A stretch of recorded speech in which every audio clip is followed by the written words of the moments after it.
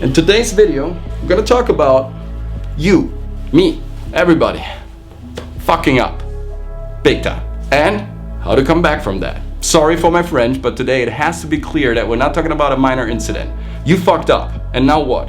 You need to apologize. And I believe most of you guys are great apologizers already. But a common mistake most of the people do is to think that the apology is a monologue, where it's actually a conversation. To have this conversation, in order to reach the point where you're having this dialogue, you need to treat the apologizing process like a negotiation. I'm not talking about manipulating people, but here's the thing, most of the people know what to say and have the right words, but they don't put them in the right order. They don't respect the framework that sometimes it's necessary to really, fix the rupture, to really get your sheet cleaned and your reputation back on track. So I'm gonna share some tools today and some instruments on how you create a very effective, very powerful, very honest, direct apology. This is Lorenzo from the Coach MC Studio, and if you're here for the first time, guys, make sure to subscribe and hit that bell button so you get notified every time we grind out a video. And at the end of this video, let me know what you thought about this in the comment section below, and also, share this video to your community. That said, let's jump right into the video and let's see what's cooking.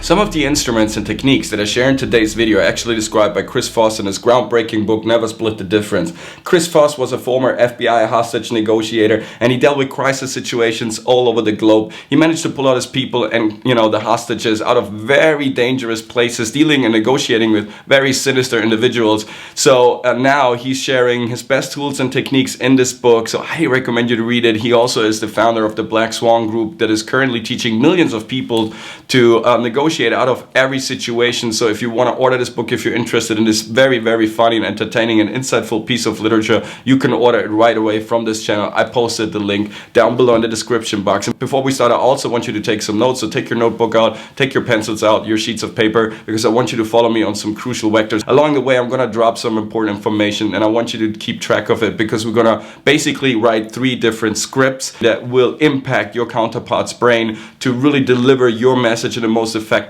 and powerful way. We're gonna start, before we even talk about apologizing, we're gonna start something that lawyers like to call taking the sting out, or as Chris Voss describes it in his book, the accusation audit, which is a fundamental part of this whole thing. It's like the kickoff. It's like starting the conversation by taking a little detour. It's like a great song that needs a great intro to kind of set the mood for the whole storytelling process. Taking this thing out is a process lawyers have invented. It's a very powerful and effective technique. Chris Voss likes to describe it as the accusation audit. And initially, it's a bit weird to wrap your mind around this concept, around this tool. But actually, it's something we naturally do. Like blaming ourselves when we start an apology is something that occurs quite naturally and spontaneously. The only thing that we add now is a working structure that is very powerful to give your message a tremendous impact. So you see, lawyers, when they face the judge and the jury for the very first time, they publicly have their first speech, their first statement, so they make sure to disclose meticulously all the wrongdoings of their client. All the mistakes, all the crimes their client has committed gets openly discussed and disclosed in front of everybody. By doing so, the lawyer achieves 3 different results. First of all, he creates an environment of trust, of sincerity and honesty. Second of all, he puts himself and his client into a high moral standard position. And the moral authority frame is actually an unshakable frame when it comes down to negotiating. Third of all, and most importantly, if you state all your wrongdoings right from the start, by addressing the elephant in the room, by not going around the boulder, by attacking the boulder, there's not much left for your counterpart to say. Your counterpart automatically will start to defend you in his brain. You don't have to do anything after that. Just follow the script. Again, it's not about manipulating people. It's about to give your speech, your message, your mission, the right framework, the right structure to have the biggest impact with the least effort. That's what this is all about. So do an accusation audit. 5 up to 10 points that your counterpart could say about you. Very bad things that you did, and use bad and strong adjectives and be slightly funny about it. I don't want you to think that you shouldn't take this seriously. Quite the contrary. You regret what you did, you want to apologize, but you want to do it in the most effective way. Include the magic formula. I'm sorry. It's one of the greatest tools that we have in our linguistic arsenal, and by all means use it and include it into the accusation audit. I'm sorry, combined with the sweetest sound of them all. the name of your counterpart. I'm sorry, Sarah, for what I did. I was a miserable human being. I'm a despicable person, and I'm truly sorry for what I did, Sarah. I don't deserve your attention, Sarah. I'm truly sorry for wasting your time. And if you don't want to work with me anymore for the rest of your life, I would fully understand, Sarah. Believe me, and I wouldn't reach out to you no matter what, as long as I live. And this is true as much as I am an actor. Right? 60 seconds of full denigration, of full power contact sport, of blaming yourself, of making it slightly funny, of not searching any excuse. You're not coming across as somebody who's needy, you're not coming across as a person who is bidding for forgiveness, right? Please have mercy on me, because that will just create distance. You want him to open up. This is the accusation audit, or taking this thing out right from the start. You are addressing the elephant in the room. You're making sure to not deny any facts that would only give credence to your crime, to your mistakes, to your wrongdoings. And you're creating this environment of trust by putting yourself also into a high moral standard position and throwing this high anchor, to which we're catching up later. If you do it perfectly, or almost perfectly, because perfectionism is boring as well. But if you do it almost perfectly, what will happen is that your counterpart's brain will start to tinker about you badly. He will start to feel slight compassion with you, and actually he will start to negotiate against himself because he wants to defend you, because now he's feeling like, okay, this guy maybe isn't that bad at all. Very important phase. It's the transition phase to the final conversation, to the very important dialogue you should have at the end. But before we get there, I know it's very tempting for your ego to kind of listen to things that your counterpart could say about you. Most probably your counterpart gonna throw things at you like, you know what, it isn't that bad, dude. You know what, let's forget about this, buddy. Let's go back to work. Whatever it is, it would be very tempting for your ego to give in to that and to listen to what your counterpart has to say right now. But it wouldn't be the right time yet, because things aren't completely fixed yet.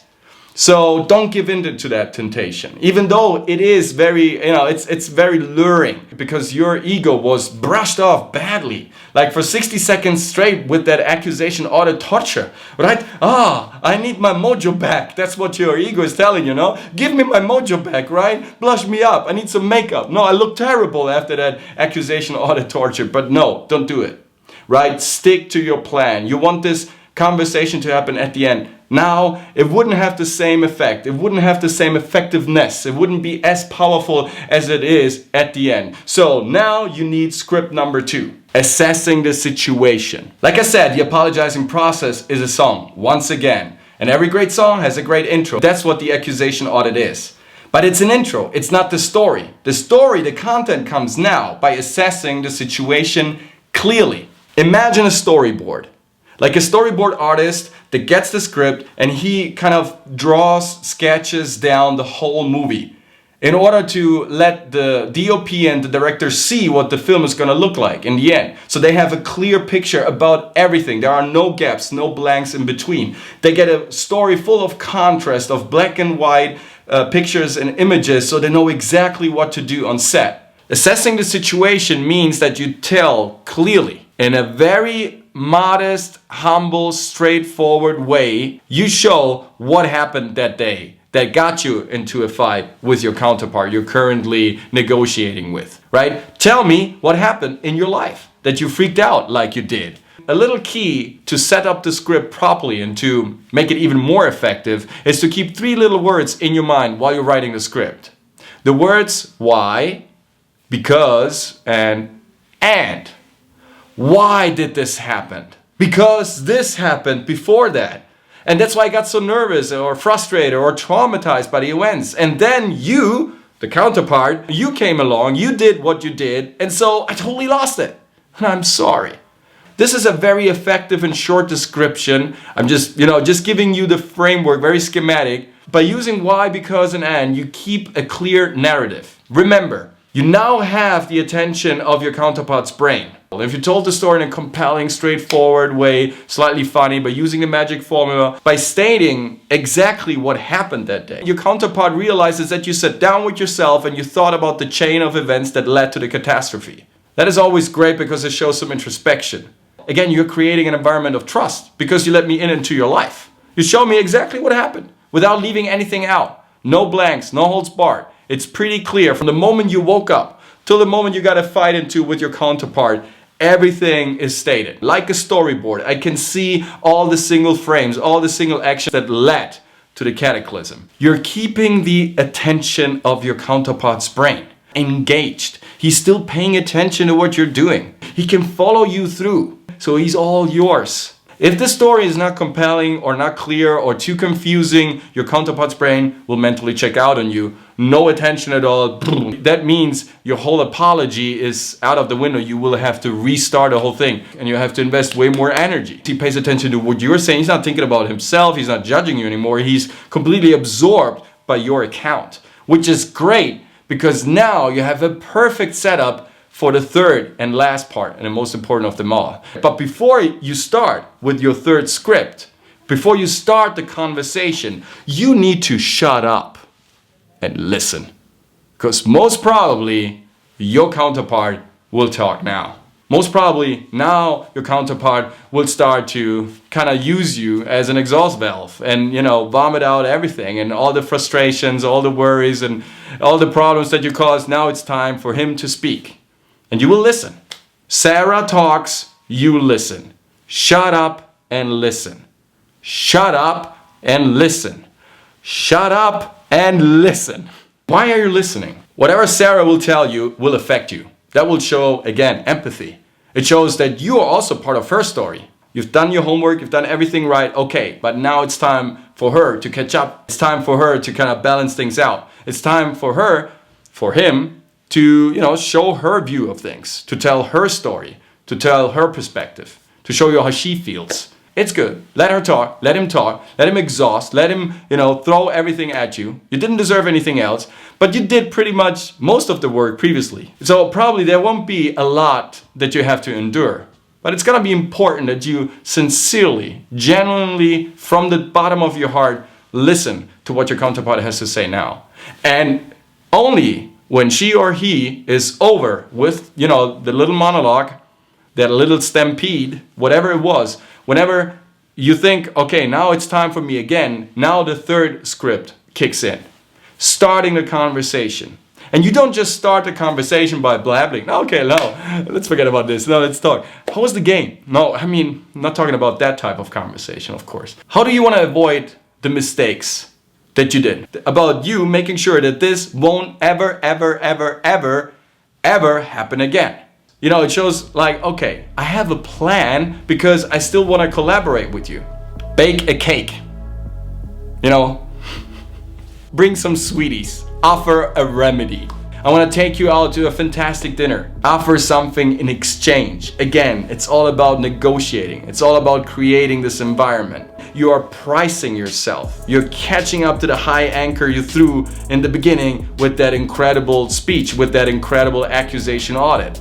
You're not deforming yourself in order to get a little breadcrumb out of your counterpart. You're closing the circle symmetrically, where the ends actually meet to make this whole structure work again, to make this whole thing organic again. It's not about the other person, it's about you. It forms and builds your character and makes you stronger. It's a super healthy habit. I hope you enjoyed this video. Thank you so much guys for watching and sticking with us till the end. Follow us on Instagram and on Facebook. It's the Coach MC. We have also a brand new website, which is the coachmc.studio. A lot of new colors, new informations, subscribe to our email newsletter. There's so much stuff to discover on there too. See you next time with our next video. Do love act.